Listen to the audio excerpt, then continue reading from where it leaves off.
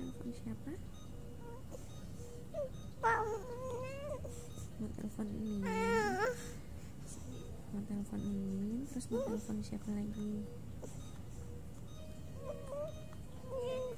Amin.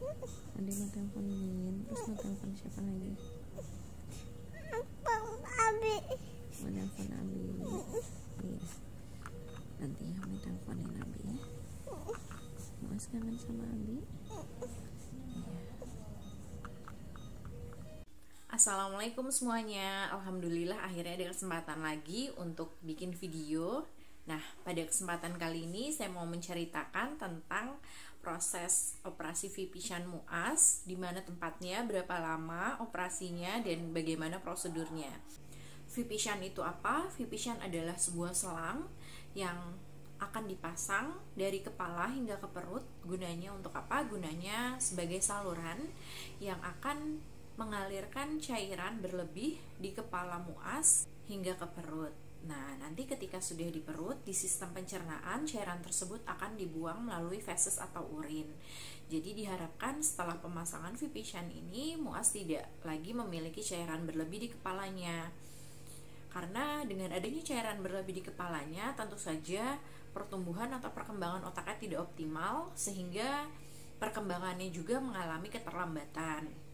Ya, jadi untuk prosesnya kami alhamdulillah mendapatkan rekomendasi dari seorang kerabat untuk melakukan operasi di Rumah Sakit Pusat Otak Nasional ya. Karena memang Rumah Sakit Pusat Otak Nasional ini sudah terkenal sebagai rumah sakit yang berkompeten pada bidang otak dan saraf ya, terutama pada anak-anak yang mengalami gangguan atau memiliki penyakit pada otak atau sarafnya. Jadi kita melakukan prosedur sesuai dengan prosedur BPJS. Kita melakukan pemeriksaan di vaskes pertama dulu. Ya, jadi karena vaskes pertama itu kan biasanya di puskesmas ya. Nah, puskesmas ini belum memiliki fasilitas yang memadai untuk memberikan treatment pada penderita hidrosefalus. Akhirnya kami diberikan rujukan untuk ke rumah sakit yang lebih besar. Nah, nanti di rumah sakit, biasanya di rumah sakit tipe B. Nanti dari rumah sakit tipe B itu jika memang tidak memungkinkan, baru bisa dirujuk ke rumah sakit tipe A seperti PON ini. Nah, pada kasusnya Muas kemarin, qadarullah ketika sudah diberi rujukan di rumah sakit tipe B itu, dokter bedah sarafnya sedang cuti, sehingga ketika kita meminta rujukan ke PON langsung disetujui. Alhamdulillah Muas diberikan kesempatan oleh Allah untuk menjalani operasi di Rumah Sakit Pusat Otak Nasional, salah satu rumah sakit yang memang berkompeten di bidang otak dan saraf. Kami sangat berterima kasih dengan seluruh dokter, seluruh perawat, dan karyawan yang berada di Rumah Sakit PON karena kami merasa sangat nyaman, sangat puas dengan pelayanan yang ada. Nah, sebelum melakukan tindakan operasi, tentu saja ada beberapa prosedur yang harus kami jalani. Salah satunya adalah ronsen dan cek lab. Kenapa? Karena operasi Vipishan ini kan operasi besar ya, jadi kita harus mengetahui kondisi pasiennya sebelum ia akan diizinkan untuk melakukan operasi. Ronsen ini bertujuan untuk mengecek atau mengetahui kondisi paru-paru dan jantungnya Muas. Kemudian cek lab juga sama ya, bagaimana keadaan darahnya, bagaimana hemoglobinnya, bagaimana trombositnya, apakah normal. Karena ketika memang ada masalah di entah darah atau paru-paru atau jantungnya, tentu saja operasi ini tidak bisa dilakukan. Jadi untuk operasi-operasi besar biasanya memang ada pengecekan seperti itu. Untuk operasi besar kita harus menjalani prosedur tersebut.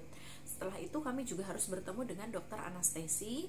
Dokter anestesi ini biasanya akan berdiskusi dengan kita. Operasi Vipishan ini kan operasi besar ya, jadi membutuhkan anestesi atau pembiusan. Nah, pembiusan ini karena pembiusan total, jadi dokter akan mengobservasi dulu nih kondisinya Muas, apakah dia memiliki alergi obat, apakah pernah memiliki riwayat meminum pengentalan darah atau pencair darah yang seperti itu.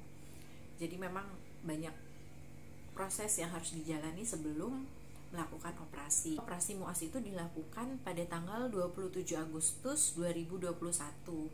Itu ketika Muas berusia 2 tahun 3 hari. karena memang Muas kan bulan Agustus juga ya ulang tahunnya. Jadi ketika sudah 2 tahun 3 hari, kebetulan dia mendapatkan jadwal untuk operasi. Ya, jadi 1 hari sebelumnya kita harus sudah berada di rumah sakit untuk persiapan operasi. Jadi misalnya Muas itu mendapatkan jadwal operasi tanggal 27 jam 9 pagi. Nah, saya sudah berada di rumah sakit 1 hari sebelumnya, tanggal 26-nya. Kemudian mengurus administrasi BPJS dan sebagainya. Kemudian saat itu memang masih dalam kondisi pandemi ya, jadi keluarga yang menunggu juga harus tes PCR, pasiennya juga sama, harus PCR. Jadi sebelum operasi itu Muas harus berpuasa selama 6 jam. Kenapa? Karena kan mau ada obat anestesia, mau ada obat bius. Nah, obat bius itu bisa dimasukkan ketika kita sudah berpuasa. Karena apa? Karena takutnya nih ketika kita sedang tidak sadar itu ada cairan atau makanan yang masih berada di saluran makan ya, saluran pencernaan, itu berbahaya kalau misalnya masuk ke jantung atau paru-paru. Sehingga diharapkan ketika 6 jam sebelum operasi itu harus sudah berpuasa. Muas itu kan jadwal operasinya jam 9 pagi. Jadi pada jam 3 pagi itu Muas sudah dibangunkan, diberikan makan, diberikan minum, kemudian diinfus juga, karena mulai saat itu udah tidak boleh makan dan minum dari mulut lagi, jadi hanya saluran infus yang bisa masuk ke dalam tubuhnya ya. Setelah itu akhirnya saya menunggu hingga waktu operasi. Sekitar jam 8 saya sudah diberikan pengumuman untuk segera bersiap mengantarkan Muas ke ruang operasi. Saat itu saya sedih sekali, sangat sedih, karena ya anak sekecil ini harus menjalani operasi besar, pemasangan Vipishan. Cuma ya bismillah, ini adalah jalan terbaik. Insya Allah sudah diberikan ujian seperti ini, kita hanya bisa ikhtiar memberikan usaha terbaik dalam mengobati penyakitnya Muas. Jadi ya insya Allah saya dan suami kuat gitu. Nah, proses operasinya sendiri berjalan selama kurang lebih 3 jam, dari jam 9 sampai jam 12. Saat itu saya ataupun suami pendamping pasien ya tidak bisa masuk ke dalam ruang operasi tentu saja. Jadi kami hanya menunggu sambil berdoa, karena perasaan saat itu sangat-sangat tidak karuan ya, karena ya ini adalah operasi besar, operasi yang akan memiliki dampak ke depannya pada hidupnya Muas. Jadi saya sama suami hanya bisa berdoa. Terkadang kami menitikkan air mata, sedih sekali rasanya ya. Siapa yang gak sedih ya mendapatkan ujian yang seperti ini. Cuma balik lagi, kita hanya bisa pasrah sama Allah. Insya Allah kita yakin ini adalah yang terbaik. Jadi ya kita jalani semampunya, berikhtiar sebaik mungkin. Alhamdulillah setelah operasi kami langsung diberikan penjelasan oleh dokter bedah sarafnya.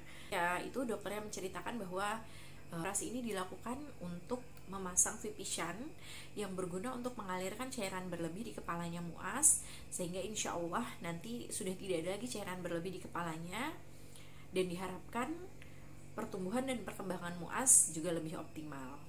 Seperti itu. Kemudian dokternya juga menceritakan bahwa kondisinya Muas ini kan hidrosefalus obstruktif, di mana hidrosefalus ini disebabkan oleh adanya kista yang menyumbat saluran cairan otak, dan itu menyebabkan pertumbuhan otak kurang maksimal, kurang optimal.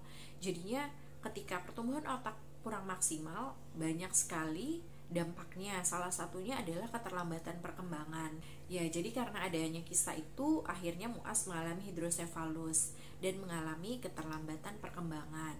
Pada saat usia 20 bulan, ia belum bisa berdiri sendiri, belum bisa berjalan sendiri. Dokter juga menjelaskan bahwa beliau tidak bisa mengangkat kistanya Muas. Kenapa? Karena kista tersebut berada di otak kecil.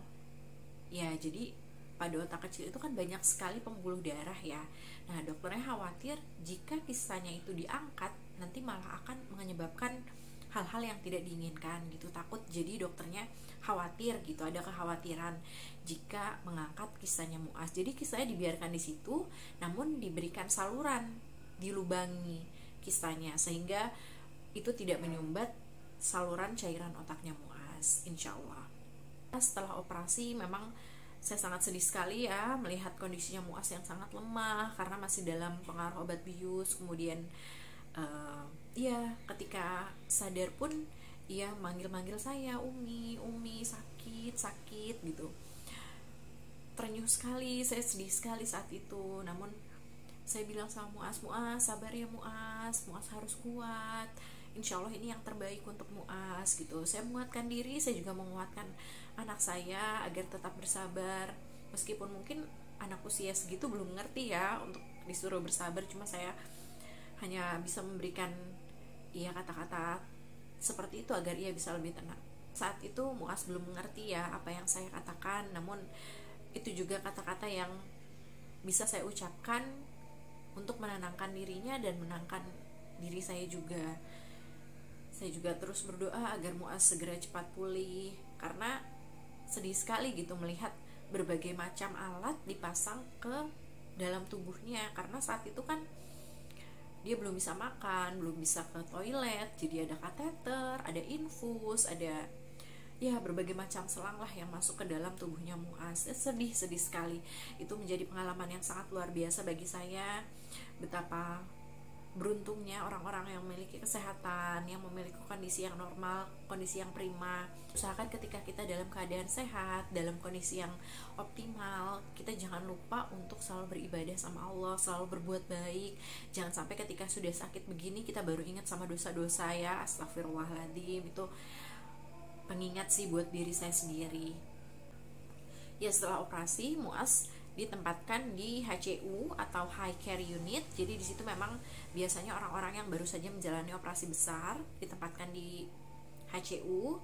Kemudian di sana Muas beberapa jam kemudian sudah boleh makan, sudah boleh minum. Makan minumnya belum boleh yang keras-keras, masih yang halus-halus seperti bubur, kemudian susu, seperti itu.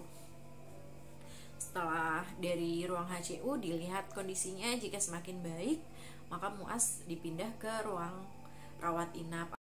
Nah, di ruang perawatan kami menjalaninya selama kurang lebih 5 hari. Jadi pasca operasi hingga bisa pulang lagi itu kurang lebih 7 hari. Nah, setelah Muas operasi kemudian kami harus kontrol lagi 1 minggu kemudian. Untuk apa? Untuk lepas jahitan. Jadi ada jahitan di perut sama belakang kepalanya karena pemasangan Vipishan itu. Kemudian setelah seminggu, setelah kering semua baru dilepas jahitannya. Kemudian setelah itu kami juga 1 bulan kemudian menjalani MRI lagi. MRI tersebut alhamdulillah sudah aman. Diharapkan dengan Vipishan ini otak kecil Muas bisa bertumbuh dengan baik sehingga perkembangannya juga bisa mengikuti, mengejar seperti anak-anak normal pada umumnya. Saat ini Muas alhamdulillah sedang menjalani terapi berjalan. Kami sudah menjalani terapi ini kurang lebih selama 6 bulan dan memang banyak sekali kemajuan alhamdulillah yang kami rasakan ketika Muas setelah operasi. Dan kami juga menjalani terapi ini. Dulunya Muas belum bisa berdiri sendiri, alhamdulillah sekarang dia sudah bisa melangkah. Kemudian dia juga sudah lebih banyak bicaranya, sudah bisa mengucapkan kata-kata dan kalimat pendek. Dan kami sangat senang sekali, kami bersyukur sekali alhamdulillah bisa melihat perkembangan Muas dengan sangat signifikan. Mohon doanya ya teman-teman, semoga Muas selalu sehat, menjadi anak yang aktif, bisa mengejar milestone-nya, dan bisa bertumbuh dengan baik dan menjadi anak yang soleh. Terima kasih atas perhatiannya. Assalamualaikum warahmatullahi wabarakatuh.